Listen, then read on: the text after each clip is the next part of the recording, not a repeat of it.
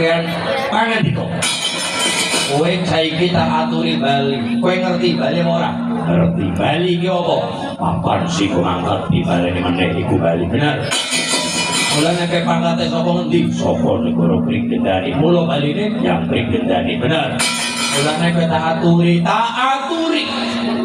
ngerti? Tak aturi, tak bongko, tak duta, tak perintah tresnaku lawan kowe. Mergo apa? Kowe minggiro ketimbang aku lilo legowo mateni kelawan kowe. Tanganku tiba ning sirahmu, ora mambrung sigar merapat. Ojo diarani Rekyono mati sandung brojo. Ojo kakek gluduk barang sumbar nyatake sumbar bagus. Matno satru jendramu, umamu dadamu ora bakal aku putih jangkah putih kelawan kowe. Lanang sapa sing lanang, sapa sing mati sapa menang. Nang kene bapak nang kene ayo, ora mundur sajangka. Iri gumono tirta gumono, iri gunung gumono perang. Perang ning gunung ayo. Tirta gumono tirta banyu. Gumono perang nang jero banyu ora nolak. Nanti bapak nang gulung, perang nang gurit, mangkal. Perang Madras, perang Sadroso, perang gagal, orang bakal mundur. Oh tanding lawan bocah wingi sore, Gatut Koso. Tanganku tiba ning siramu klicir gede, mampu nyawane melosat igane, copot untumu matane. Oh,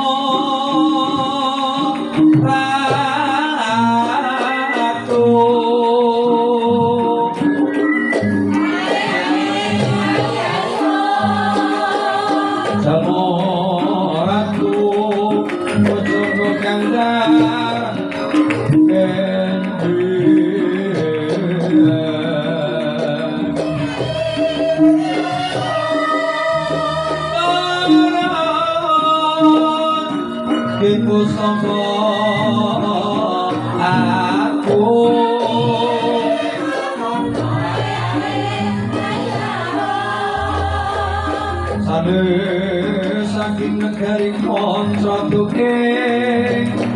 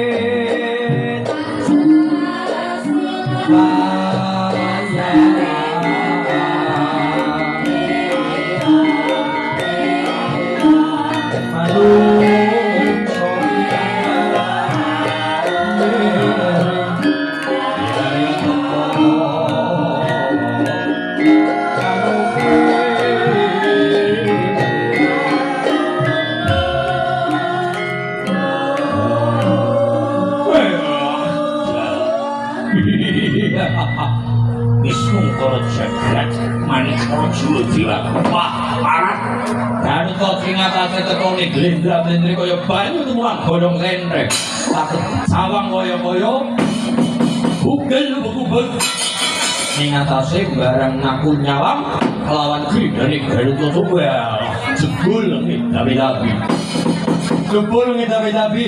ngedapi-dapi kok mungkin sudah kita kontrak nah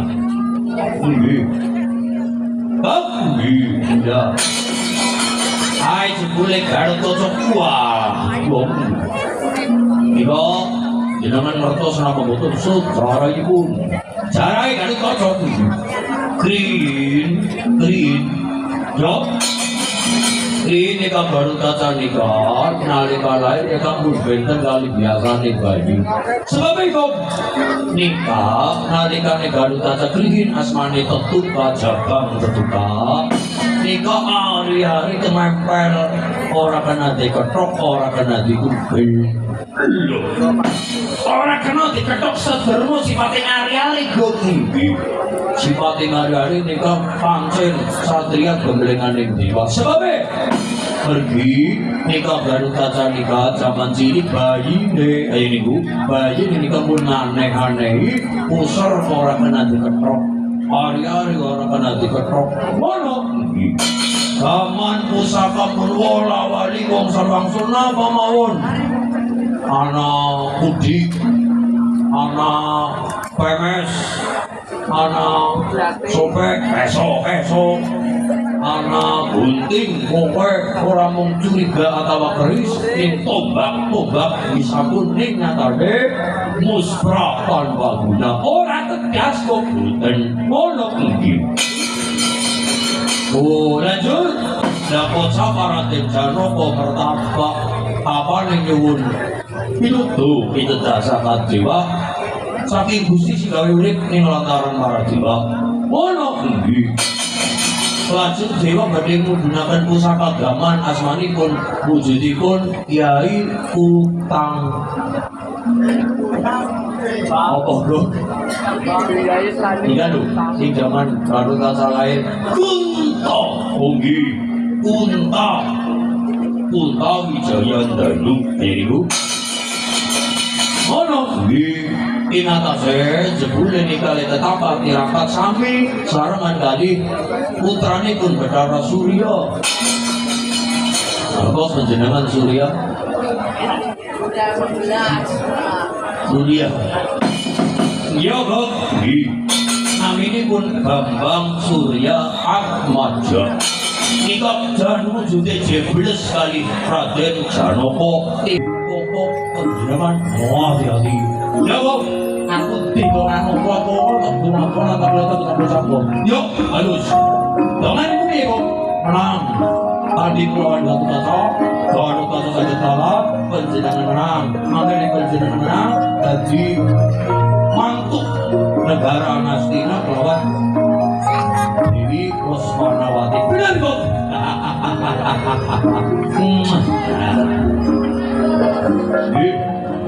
Jenengan sing hati-hati, muga-muga menang, sing waras sing slamet, amin. Yo kok.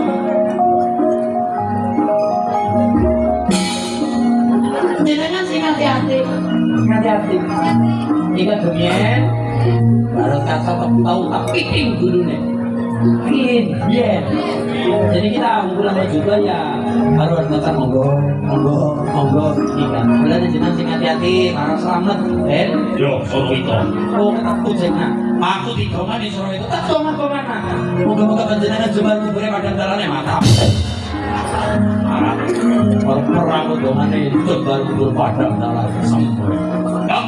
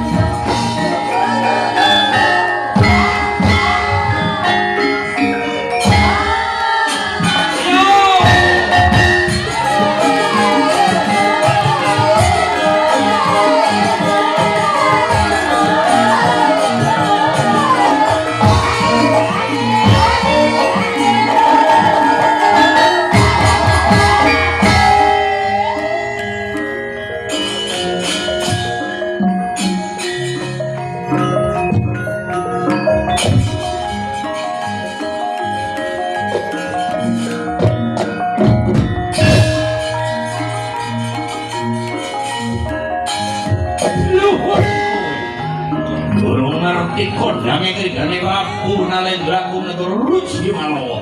Ruci mel. Urusan akan guru kurang lihat kaya apa krigane kabeh. Wah. Cokot brodone jaringanku.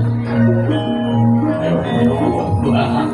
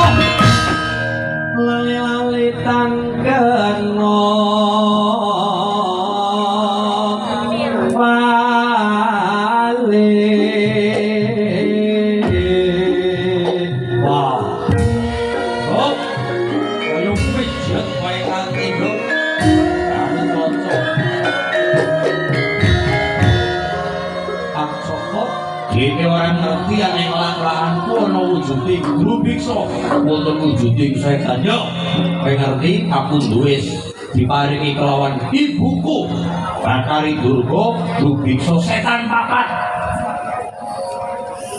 dan setan papat nggih setan papat solo itu nggih ya ciri-cirine kepripun setan niki soyan bakso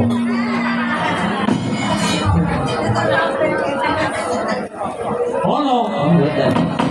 Iya, setan sekawan sinten mawon Gusti. Angka siji kan jeneng Pandumeo. Pandumeo kok Pandumeo.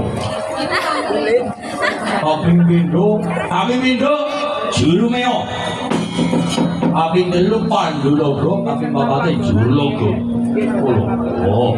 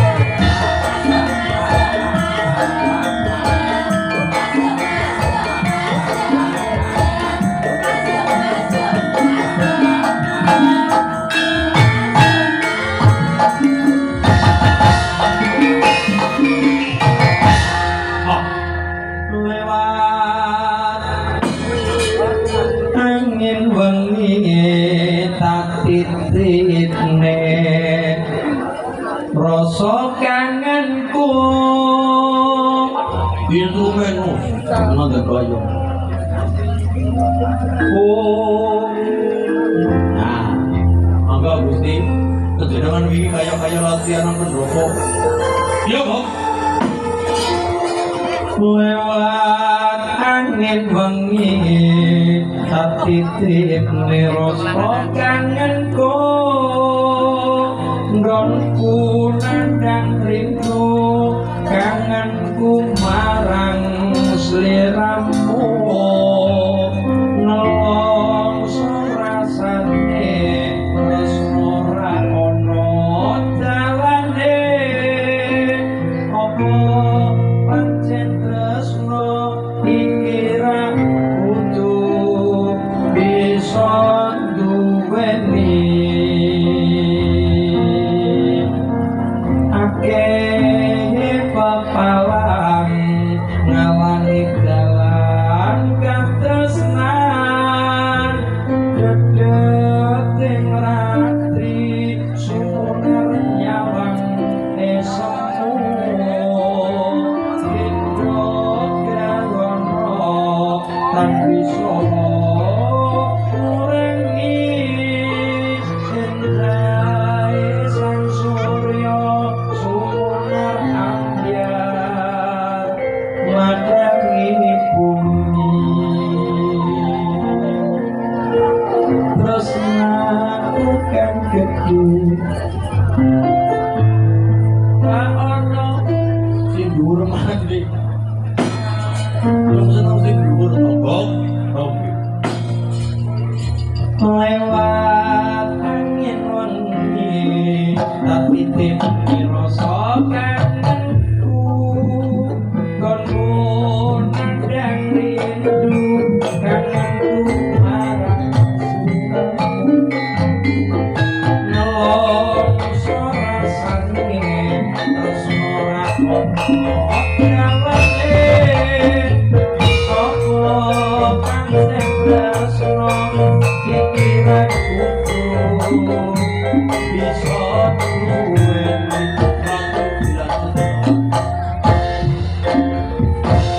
Ya. Oh, iya, iya.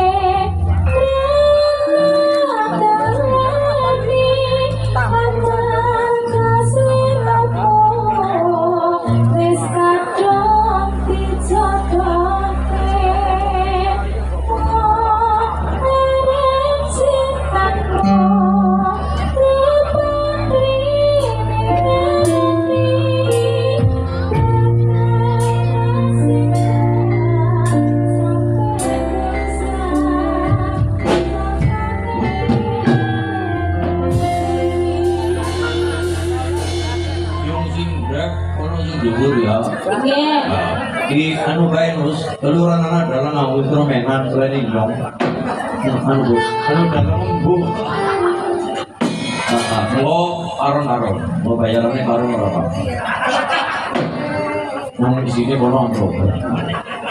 lewat angin wengi tapi titine rasa kangenku nggonku nandang rindu kangenku marang sliramu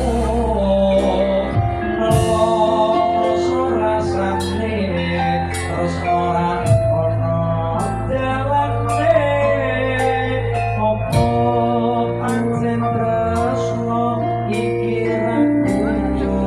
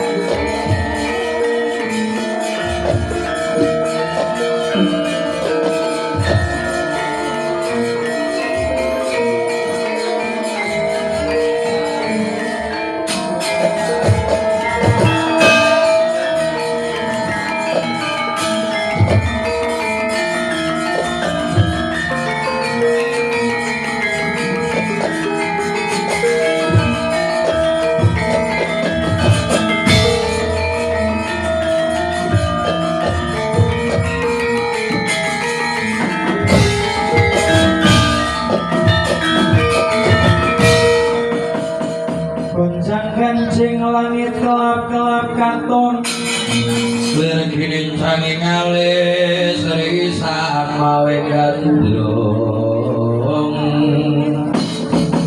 Sabarang kangga dulu kirmo yang baik Jagat jimu pratoro yo jagat kramutito Gunung kae gede ninggala gede ketimbang rasa bungae Kuluwa Kaki Prabu Garutotso Wanoman wa iya Panjenengan Kaki Prabu kersa lumarat lenggah ning papan ingkang boten sae papan ingkang morak-marik papan ingkang boten kados kahanan penggendani kula Wanoman ampun ngendika ngaten lho sabe amarga ginipun ingkang putra kula sowan ngarsa paduka begawan ampun kados bendoro ingkang sibuk angin ngarasane ati boten ananging kados putra ingkang mara sibuk lawan tiyang sepuhipun kados gudel ingkang bali marang wong atuwane kados kebo ingkang bali marang kandange elah Sentembungmu sakliman yang gawe seger gawe adem tentrem ing atine Kuluwa Kaki Prabu lho niki begawan sawise ngilangake riwe utawa keringet kang jero-jerosan napas kang rebut rucut mara gagejane iki ana apa bakal Kuluwa nampa bendu sumanggaaken Kaki Prabu Nyang sesongko ayahnya lagi osum marah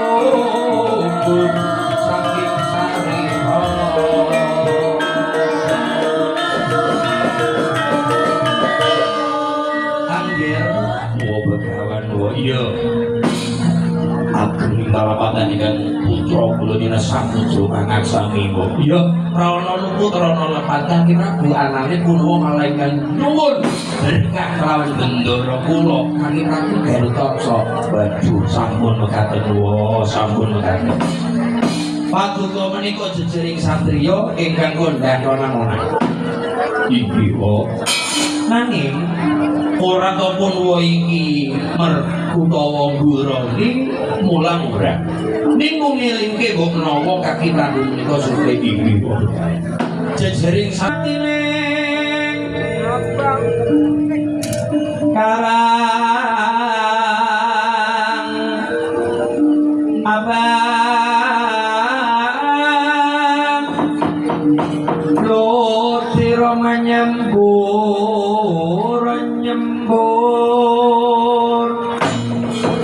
kakak rimang munine bangun eko siji triwak tunggal bumi nyokanku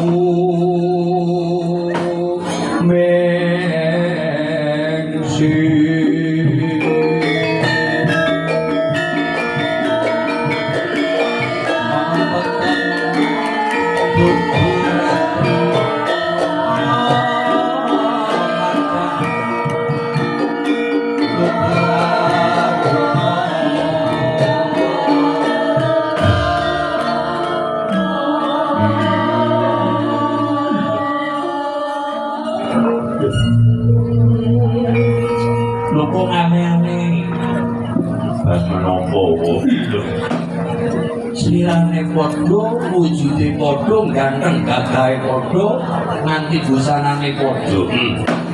Panjenengan Lho, menapa Begawan? Supe kelawan ingkang putra kula inggih glendani. Kaki aku lho niki. Wah. lho kok baju. Lho kok baju. Piye iki? Sampun dados makaten Lur Begawan. Kula menika Garuda Singgih Purbaya ingkang badhe nyumbangis badhe ngluwari rayi kula pun Gartoca ingkang mapan menika Bimanyu kula Gartoca boten trimaken. Alapun Bimanyu ane kapundhar dipun linepatake kawula kadang kula. Lho. Lho kakak piye iki? Mingat-mingut Gartoca ingkang mapan wonten inggihipun Sang Anoman. Kok sapa Garuda sing nembe sepo dipun gerakan dipun tendang dipun jangka kelawan sambaran lembara gembludung ati teng alun-alun kendali sapa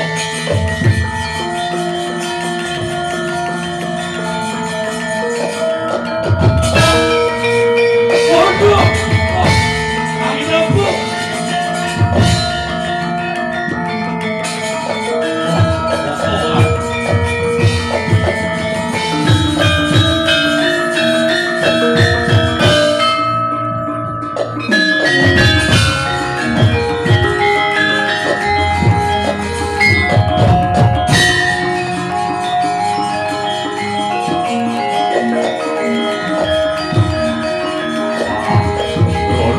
Baik, aku kok.